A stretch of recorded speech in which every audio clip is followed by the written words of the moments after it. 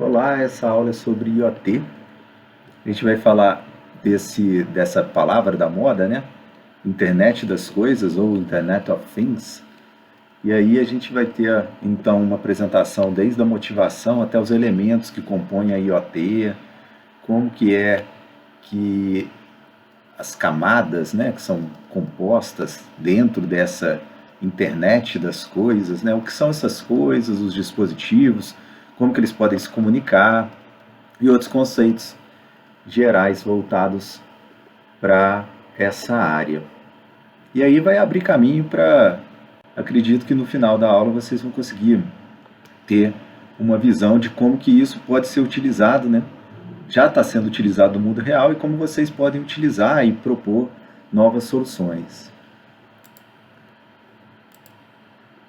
Então, na nossa agenda aqui, eu dividi a introdução do conceito de IoT, camadas dessa área, né, da IoT, o que é fog e cloud, a névoa e a nuvem, né, voltadas para computação distribuída, então como que isso se encaixa também em IoT, e comentar de protocolos de comunicação que permitem, desde lá da parte de sensoriamento e coleta de dados, que acontece lá na ponta, lá no cliente, no usuário, na casa da pessoa, ou num campo, por exemplo, inteligente, até chegar a uma aplicação que você pode visualizar esses dados, pode entender o que está acontecendo no ambiente, e aí tomar algumas ações, aplicar alguns algoritmos para tomar ações automáticas, enfim. Primeiro de tudo, vamos tentar entender, né, por que IoT, né? E o que é IoT? IoT nada mais é, falando de maneira grosseira e direta, é a conexão de objetos, dispositivos na internet. Então, você imagina, eu tenho uma televisão, eu quero conectá-la à internet. E essa televisão é um objeto. Eu tenho uma pulseira inteligente, quero conectá-la à internet. Ela é também uma coisa, um dispositivo que vai estar conectado, uma geladeira, a luz da sua casa, né? Isso tudo são coisas, chamadas de coisas ou dispositivos que vão estar agora conectados na internet. Então, IoT basicamente vai estar vinculado a essas coisas conectadas à internet. Tendo como base redes de computadores, entendendo meios de comunicação de protocolos das camadas de rede e das camadas também de aplicação, de transporte, tudo que a gente vê em redes de computadores, a gente consegue dividir direitinho e entender que essa infraestrutura, por exemplo, da internet permite que conectemos não só dispositivos como celulares, notebooks, enfim, como agora dispositivos muito menores, né? Plataformas muito menores, sensores de ambiente, sensores de luminosidade, enfim, essas coisas conectadas. Agora, isso tudo vai estar vinculado a protocolos, né? Esses protocolos a gente não vai entrar em detalhes aqui, mas vai dar uma passada conforme eu for comentando com vocês as soluções, a gente vai entendendo como que esses protocolos vão estar nesse universo. Vou dar uma passada em alguns casos de IoT que já são utilizados, né, classificações, hardware e software envolvidos, por onde a gente pode começar quando for começar a mexer com o IoT. Primeiro de tudo, a gente imagina que a IoT ela existe por quê? Porque a gente quer mais dados, a gente quer coletar mais dados, a gente quer ter mais controle, por exemplo, desde nessa figurinha a gente vê aqui, né?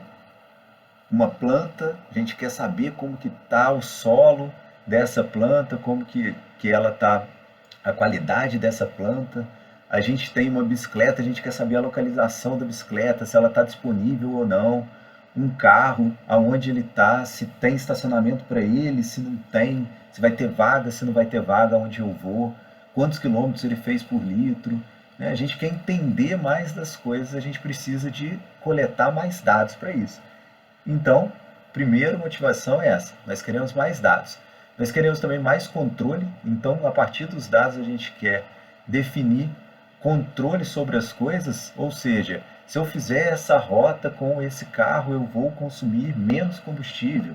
Se eu for para esse lado, eu vou ter um estacionamento liberado mais rapidamente do que em outro lugar. Existe um tráfego maior nesse ponto, eu vou para outro ponto. Se eu diminuir a luminosidade do LED que eu estou utilizando para iluminar uma rua, eu vou ter um consumo menor de dados, menor em custo, né, de luz. A gente quer também automatizar mais. A gente quer chegar em casa e quer falar com o nosso assistente, acenda a luz, apague a luz.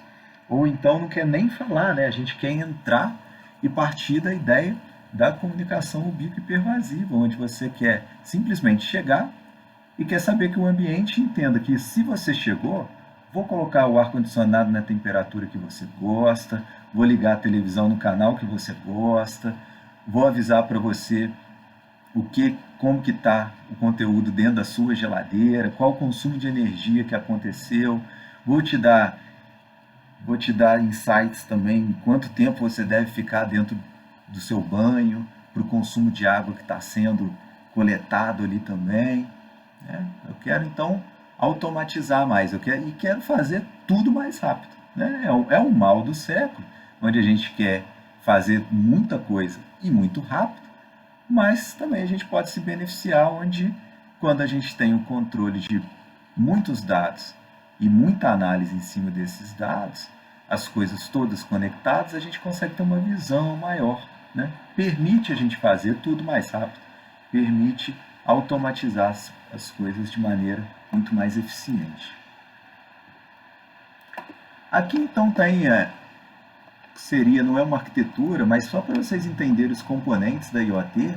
Então, começando lá embaixo, a gente vai ter uma plataforma que vai ter um sensor, por exemplo, sensor de luminosidade, temperatura, sensor de presença, e aí ele vai ter normalmente um processamento local, que pode ser dentro de uma plataforma que está conectada a esse sensor, que pode armazenar dados, vai conectar, por exemplo, num ponto de acesso de rede e vai então enviar para a internet.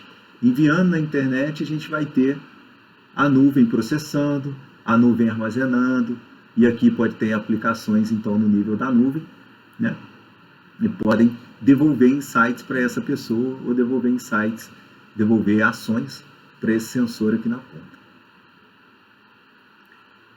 A IoT, ela é voltada a todos os setores. Setores desde transporte e logística,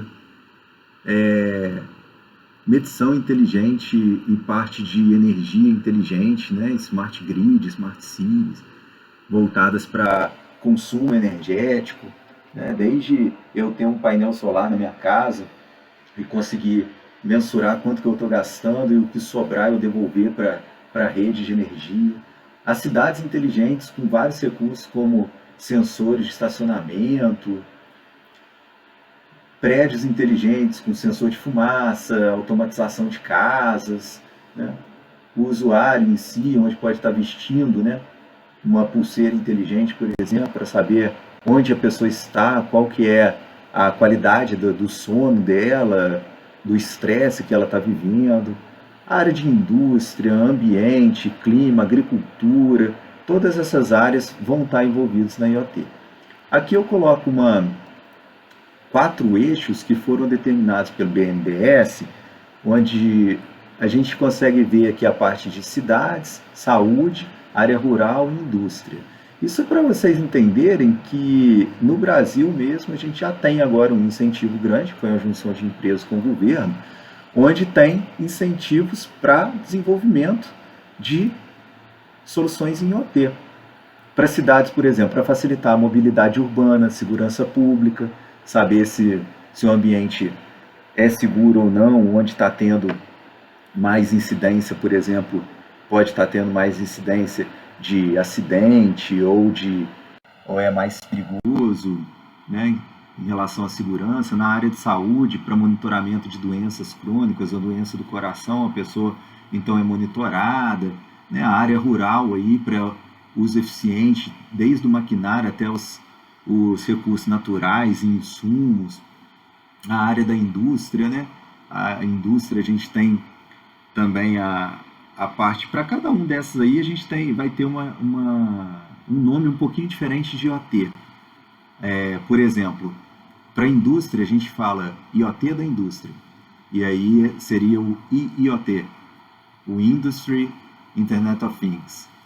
O rural também, a gente vai ter uma outra letrinha colocada. O de saúde também, a gente tem internet da saúde, das coisas e da saúde, né? Mas são todas baseadas na IoT. Aqui eu coloco para vocês uma diferença.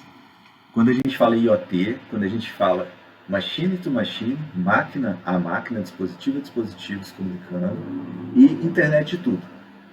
E aí vamos começar aqui só com machine to machine, onde a gente vê que é a máquina falando com a máquina sozinha. A gente vê na figurinha ali um caminhão, ele pode se comunicar, ele pode passar num posto, e aí aquilo já ser coletado, já ser passado para outro lugar, já ser tomado atitudes, ações sozinhas. Então é um dispositivo, ele vai capturar um evento que aconteceu, passei numa cancela, por exemplo, de um pedágio, vai transmitir pela rede para a aplicação então vai transformar o evento em alguma ação, que é, por exemplo, mapear a rota daquele caminhão, saber qual o custo que aquilo gerou.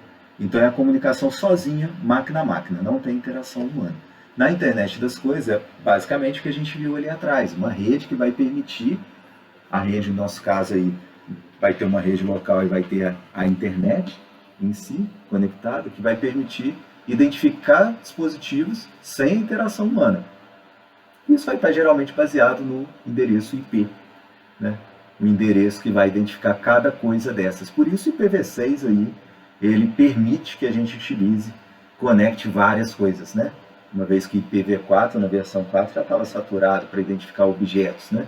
Então não daria para a gente identificar objetos. Agora com IPv6 a gente consegue identificar bilhões de objetos, então permitiu criar também essa área. E também o barateamento dos sensores, das plataformas, né? A evolução mesmo para a gente não ter só computadores que tenham conexão à internet, mas diversos dispositivos.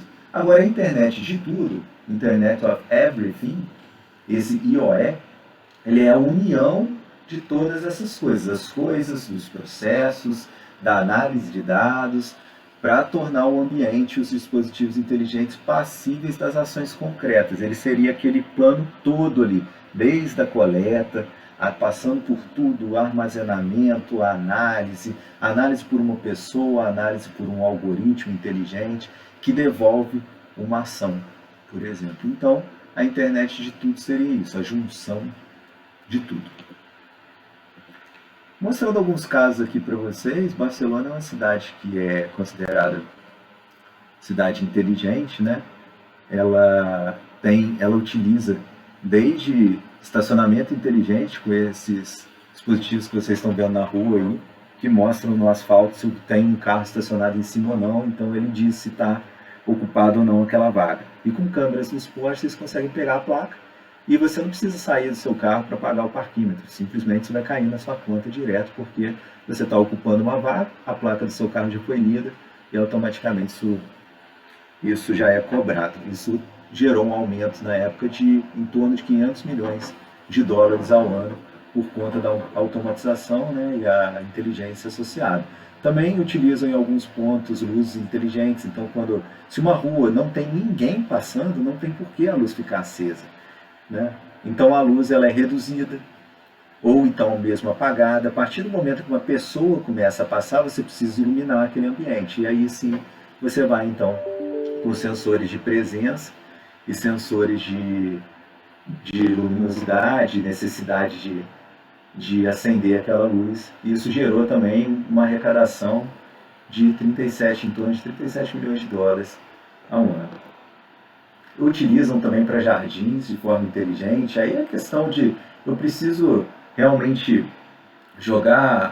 regar, né, as plantas hoje, ou eu devo olhar a previsão do tempo para saber se vai chover ou não, o solo está adequado para realmente precisar ou não que seja regada as plantas, por exemplo. Então é uma maneira também eficiente de utilizar a IoT para recursos hídricos e economia. Aqui tem um projeto piloto que foi utilizado em mineração no Brasil, na mina de Salto de Pirapora, onde as pessoas vestiam as roupas, né, os dispositivos vestíveis que a gente chama de wearables, eles foram utilizados para mapear 60 funcionários com relação à localização, a radiação, exposição à radiação UV, padrão desse funcionário, se ele poderia mais à frente às vezes ter algum problema com relação a carregar muito peso, posição, né, postura corporal, exposição à poeira, barulho.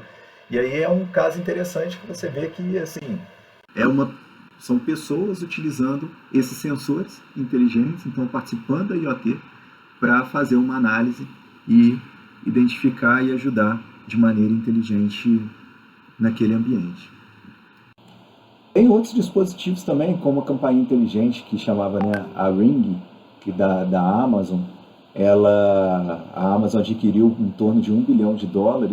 É simplesmente uma campainha onde você, na porta da casa, fica lá, você consegue ter um sensor, onde a pessoa, uma vez que ela passa pelo sensor, a câmera ativa, e você pode estar em qualquer lugar e acompanhar aquela pessoa passando ali na sua porta. E você pode também, por exemplo, abrir a porta da sua casa de maneira distante, né? Não estando em casa, você consegue conversar com a pessoa a partir do seu celular, que ele vai fazer a conexão com o seu celular, e permitir ou não, por exemplo, abrir a porta. Enfim. Como classificação, a gente tem algumas projeções, né? Em 2018, 23 bilhões de objetos conectados, com um movimento de 8 bilhões de reais só no Brasil. 2025, a projeção de 75 bilhões de objetos conectados. O que a gente comentou, né? Machine to machine, troca de dados em dispositivos, machine to person, onde envio de dados pelo dispositivo e análise pela pessoa, person to person, aí seria pessoa com pessoa, por exemplo, conectando por Bluetooth, aí a gente não vai entrar nessa questão. E aí é interessante a gente dar uma olhadinha nos hardwares. Quando eu falo em sensor e tal, são essas pecinhas aí, eles medem os valores, por exemplo, né, da temperatura, valores de clima, poeira, presença, enfim, né, som, tudo mais. É baixo consumo de energia, enviam os dados da maneira simples e direta, então você precisa tratar esses dados, né? Mas eles servem simplesmente para coletar os sensores. E aí vão existir os atuadores também, que são aqueles que vão gerar alguma ação. Então eu faço o sensoriamento coletando algum dado, depois eu posso ter um outro objeto que é um atuador, que pode, por exemplo, acender e apagar a luz, né? Algo do tipo. No processamento local, lá na borda da rede, onde vão estar esses sensores conectados, a gente tem umas plataformas, né, que auxiliam na coleta dos dados dos sensores, processamento, enviar esses dados. Aí eu estou mostrando a visão de um Node MCU, que é uma plataforma tipo Arduino, onde você consegue tem várias portas ali, onde você pode conectar, e apesar de olhar e parecer que não é tão simples, é muito simples de você conectar e coletar dados e tratar e criar a sua programação ali internamente. Você pode então processar localmente ou você pode enviar para a internet para fazer então todos aqueles passos que a gente comentou. Na rede a gente vai ter diversos protocolos que vão estar comunicando. Em geral vocês vão ver mais o Wi-Fi, né? Mas, que é o mesmo que a gente utiliza em casa para sem fio, mas tem também outros como Bluetooth ou então própria telefonia, né? Um LTE, igual a gente utiliza chip no nosso celular, para 4G, 5G. E aí a gente tem LoRa também, que é um de longa distância, são quilômetros de distância, que consegue você colocar um dispositivo LoRa e captar de uma plataforma daquela que a gente viu no slide anterior, a quilômetros de distância. Então você pode jogar o sensor muito longe, numa floresta que seja, ou no ambiente de uma cidade, né? E eles vão utilizar para se comunicar aí os protocolos de aplicação. Aí eu não vou entrar em detalhes aqui, mas a gente tem diversos protocolos de aplicação para trocar mensagem, né? Eu coleto, encapsulo numa mensagem e vou ter que enviar pela internet. E aí Eu posso usar MQTT, eu posso usar o próprio HTTP, XMPP, diversos outros protocolos. Então, quando isso tudo é coletado, pode ser processado lá na ponta, mas pode ser enviado lá para a nuvem, na nuvem ele vai agregar todos os dados. Então, tem 1000 sensores. Aí tudo aquilo é agregado no nível da nuvem, é o servidor que está lá no data center, né, na internet, que ele vai armazenar e ele pode inferir com a ajuda de plataformas inteligentes. Você pode ter a sua plataforma desenvolvida, você pode usar serviços como da Amazon, né? Da Microsoft Azure, Google Cloud, IBM Watson, a Cisco também tem. Você pode tem diversos outros projetos abertos também que você pode utilizar. Você pode usar dentro disso tudo uma pilha de um ELK, de um Kibana. Então tem diversas soluções que são para o nível da nuvem, que vão resgatar esses dados, e aí você vai agregar esses dados e vai fazer a análise em cima desses dados, vai te permitir interpretar esses dados ou automatizar a interpretação. E aí você pode fazer, por exemplo, análise de dados, né? Análise de dados você vai fazer lá no nível agregado, ou também vai poder fazer lá naqueles dispositivos que estão separados que a gente viu, tipo o Node-MCU, né? Você pode criar uma federação de dispositivos, onde esses diversos dispositivos têm um modelo de inteligência já treinado, que quando pega um dado qualquer, ele sozinho já faz alguma ação, né? Mas normalmente a análise de dados ela acontece quando você tem um volume de dados muito maior, e esse volume de dados geralmente vai estar lá no nível da nuvem. Como palavras-chave aqui a gente teve então os sensores, a comunicação, que é extremamente importante e necessária, senão nada disso acontece, que é pensar nos protocolos de comunicação de redes e protocolos de comunicação de nível de aplicação para enviar as mensagens e permitir a conexão entre os objetos, armazenamento e processamento e análise de dados. Aqui eu vou só passar sobre Cloud e Fog para vocês entenderem que eu comentei de todas as etapas, mas foquei mais lá na parte da ponta, né, da coleta de dados e na parte de atuação em cima daqueles sensores daquelas plataformas, onde são as coisas mesmo da internet das coisas. Mas a gente tem dois conceitos, que é Cloud e Fog, que vocês vão acabar ouvindo, né? A Cloud e a Fog, elas vão estar nesse ambiente aí, ajudando a gente a entender, a montar esse ambiente como um todo, né? A Cloud ela vai tratar grande massa de dados, a agregação que eu já comentei, e a Fog vai ter um tempo de resposta muito menor, porque é a névoa, né, da nossa nuvem aí. A nossa nuvem está lá na internet, num servidor que a gente nem sabe onde está, né? Num data center que a gente nem conhece. Agora a Fog está lá na borda, ou seja, está mais próxima do cliente. Então, por exemplo, se eu estou trabalhando com uma área de veículos autônomos, né, eu quero uma resposta mais rápida. Eu não consigo enviar para a nuvem, passando por todas as etapas, a nuvem agregar tudo, processar e depois devolver. Eu já passei do ponto que eu precisaria ter uma tomada de ação no meu carro autônomo. Então isso geralmente vai ser processado localmente ou na Fog, né? Lá na borda da rede vão ter que ter equipamentos também. Então Cloud Computing, assim, vocês já devem ter ouvido falar, Cloud é uma buzzword, né? Querendo ou não, né? Porque trata de sistemas distribuídos e data center, enfim.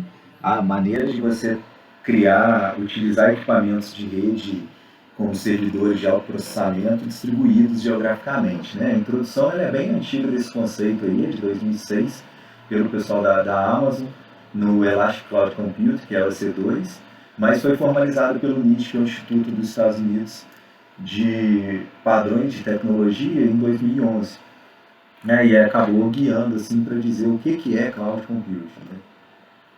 Então, é basicamente essa classe de computação baseada na internet com a coleção de hardware e software integrado na infraestrutura da internet, como se fosse um data center, e normalmente tendo dentro dessas plataformas aplicações rodando que vão permitir uma interface gráfica fácil com o cliente, ou interface de API para você desenvolver alguma coisa. Por exemplo, você entrar no seu Gmail e aí ele está hospedado na nuvem, ele está na Cloud Computing, eu estou no meu Drive, no Google Drive, e ele está lá hospedado na nuvem, tem uma interface então simples e gráfica para facilitar, e por trás tem esse conjunto de hardware que permite que isso tudo aconteça. prover serviços, né? E aí esse serviço eu não vou entrar em muito detalhe, só passar aqui com vocês essa questão que a gente entende como um serviço, normalmente a gente tinha esse Enterprise IT aí, que seria um serviço legado de tecnologia da informação, onde a gente tem o computador com tudo, data center, tudo localmente, né? Tudo dentro da nossa universidade, da nossa empresa. E a partir da nuvem a gente consegue começar a jogar algumas coisas para a nuvem, né? A infraestrutura, por exemplo, como serviço, a gente vai conseguir jogar o sistema operacional rodando na nuvem, uma máquina virtual rodando na nuvem, né? Uma plataforma como serviço, a gente pode rodar a nossa aplicação lá na nuvem, uma aplicação específica por meio de um container, por exemplo, rodando na nuvem. A gente não precisa mais ter um computador dedicado, né, localmente. Assim como software as a service também, a gente tem aí, como eu comentei, né, Drive, Gmail e outros serviços que estão rodando o app e a gente consegue acessar por nossos aplicativos ou computador por meio da nuvem. E aí é só passando dessa parte aqui, acho que não vale muito a pena a gente comentar nesse momento, mas aqui só uma visão sobre virtualização em containers, né? Onde virtualização a gente tem lá, vai ter lá nos servidores, né? Ambos têm o servidor com seu hardware dedicado e um sistema operacional dedicado. Só que no virtualizador a gente vai ter sistemas operacionais diferentes podendo estar rodando, né? Então, clientes diferentes com máquinas virtuais diferentes utilizando uma mesma máquina física, né? Quando você roda um VMware, por exemplo, um VirtualBox aí na sua máquina, você está rodando um virtualizador. Agora, quando você usa um Docker, você está fazendo o quê? Dentro do seu sistema operacional, aí no caso, se você estiver usando um Docker, ele vai estar baseado no Linux, ele vai dividir só o espaço de aplicações, bibliotecas e binários, né, para cada aplicação que você estiver rodando. Então vai ter independência entre essas aplicações. Então você pode gerar um container para uma aplicação sua de banco de dados, por exemplo, e subir ela numa máquina de maneira fácil, já toda configurada, porque cada uma delas vai estar separada e ela não foi instalada em si dentro do sistema operacional. Então é mais um conceito para entender como é que isso tudo acontece lá em cima, né? Essas partes desses conceitos relacionados a funções de rede, redes definidas por softwares, equipamentos no meio da rede, tudo, eu acho que não vale a pena a gente entrar nesse conceito nesse momento, mas fica como indicativo para quem quiser procurar mais algum dado, tiver algum questionamento, entrar em contato. Assim como redes de conteúdo, né, de entrega de conteúdo, onde a gente tem a definição de conteúdo diferente de você identificar somente uma máquina por um IP, né? Aí você está aí falando de conteúdo, né? Eu quero saber conteúdo, eu não quero saber, não quero entender muito bem onde ele está. A CDN vai definir para mim onde ele está, né? Então eu acesso, por exemplo, um filme da Netflix. Sou o primeiro usuário no Brasil a assistir esse filme. Ele estava lá nos Estados Unidos, ele chega mais perto de mim fazendo uma cópia dentro de um provedor de serviço mais próximo de mim. O próximo cliente que chegar já vai estar acessando esse conteúdo de maneira mais próxima, né? Então são estratégias também que podem ser utilizadas. Isso obviamente serve para IoT perfeitamente, né? Uma vez que a gente pode estar replicando essas coisas da maneira mais próxima ao cliente.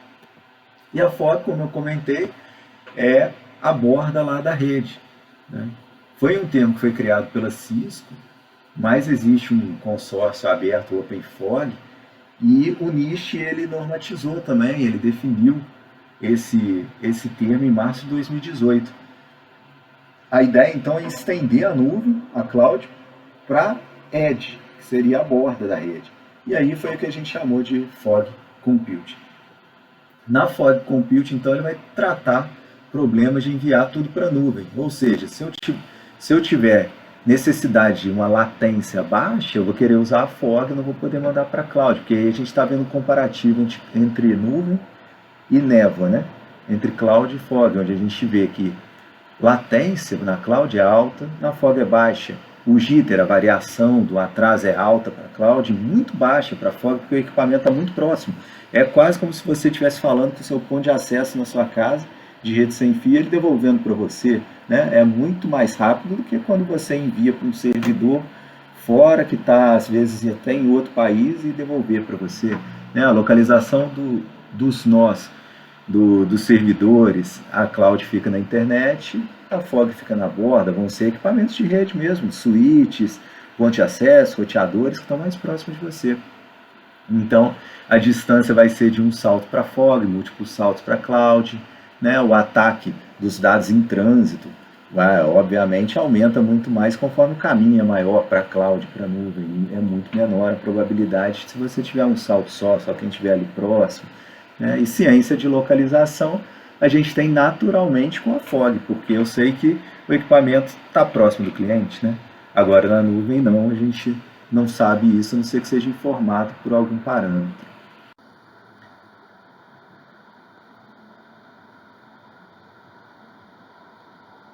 E aí eu acho que é só interessante a gente ver que existem equipamentos mesmo, que a gente está falando de FOG aqui, onde vai ter armazenamento, vai ter poder de processamento, né, nos switches, roteadores, elementos de rede, às vezes até servidores que estão localizados ali próximos ao cliente.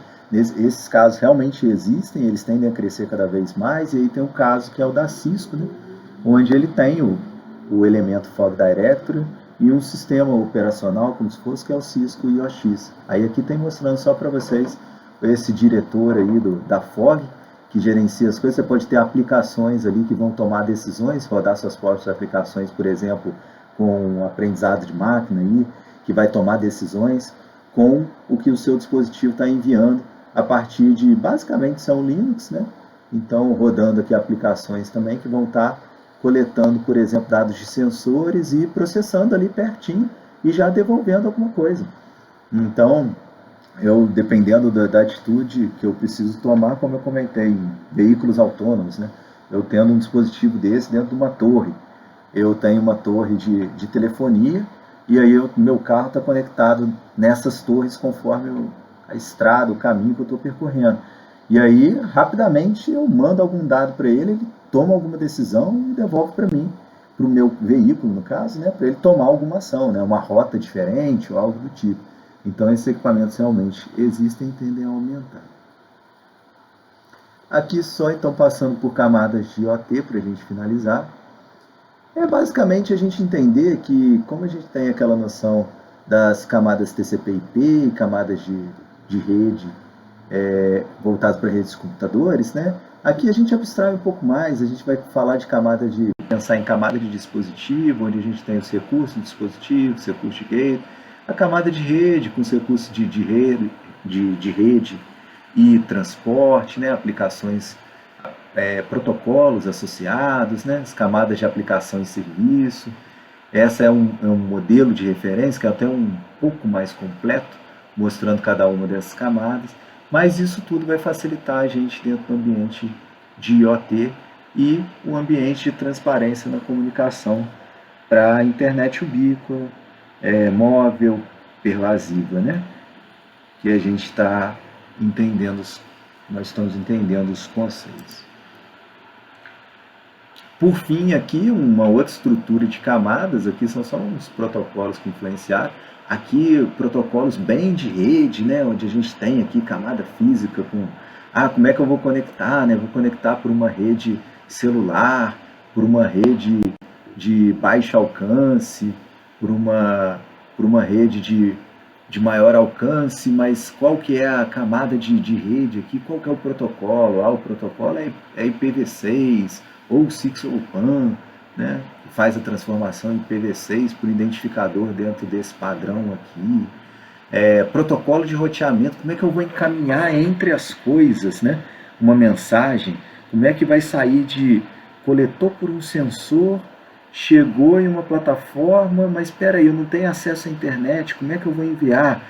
Eu tenho que mandar para um vizinho meu, esse vizinho mandar para outro vizinho, e aí sim eu chegar num ponto que tem internet. Eu vou usar um algoritmo de roteamento, tipo RPL, por exemplo, é um algoritmo de roteamento para esses dispositivos. Existem serviços de descoberta de serviço, né, que é, por exemplo, MDNS, DNS-SD, que vai... E, por fim, protocolos de aplicação, que vão permitir a comunicação a coleta desde lá da ponta até a aplicação poder coletar aquelas mensagens e poder também transmitir de volta para a plataforma lá na ponta, né? E aí é interessante HTTP REST, MQTT. MQTT é um protocolo bem interessante e você está na camada de aplicação, vai usar por baixo um TCP e vai ter um elemento tipo broker. Quer dizer, eu sou um elemento cliente, esse elemento cliente, que é o meu sensor, por exemplo, lá com a plataforma, vai enviar um dado para o broker num tópico. Esse tópico, por exemplo, pode ser temperatura. E essa temperatura é sempre lida de maneira assíncrona pela aplicação que está rodando também MQTT. Então, consegue utilizar o protocolo MQTT para fazer troca de mensagens. E aí tem diversos outros, COAP, AMQP, DDS, enfim. Como visão geral da parte de IoT, acho que a gente conseguiu aqui resumir diversos conceitos e falar de diversos elementos que estão envolvidos. Então a gente consegue entender o que é IoT, quais elementos estão envolvidos, quais os requisitos e o que a gente espera para esse ambiente. Com isso eu finalizo a aula. Obrigado.